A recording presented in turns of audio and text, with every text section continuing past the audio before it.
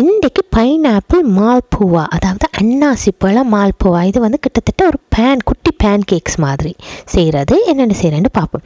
அதுக்கு நீங்கள் ஒரு மீடியம் சைஸ் நல்ல பழுத்த அன்னாசி பழத்தை வெட்டி அதை பியூரே, அதாவது நல்ல களியாக அரைச்செடுத்துட்டு அதுக்குள்ளே 1 கப் மைதாமா all purpose flour, 2 tablespoon வறுத்த ரவை, அதை வந்து நீங்கள் குழைங்கோ.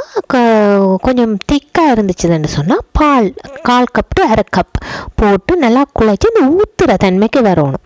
பிறகு ஒரு சட்டிக்குள்ளே நெய் இல்லாட்டி எண்ணெய் அதை கொஞ்சமாக ஊற்றிட்டு இந்த அன்னாசி அந்த கலவை அதில் போட்டு இப்படி குட்டி குட்டி பேன் கேக் மாதிரி பொரிச்செடுக்க கவனம் மீடியம் ஃப்ளேமில் வச்சு போடுங்க. அது அன்னாசி என்ன பிடிக்க டக்குன்னு கரகப்பாக்கும்.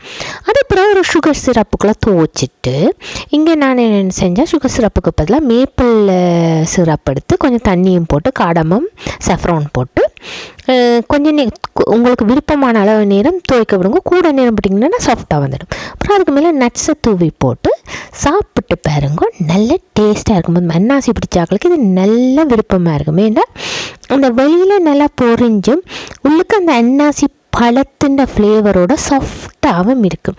இது ஒரு இந்தியன் ஸ்வீட், எந்த ஸ்டேட்ஸ்ன்னு தெரியாது, ஆனால் டேஸ்ட் சூப்பர்.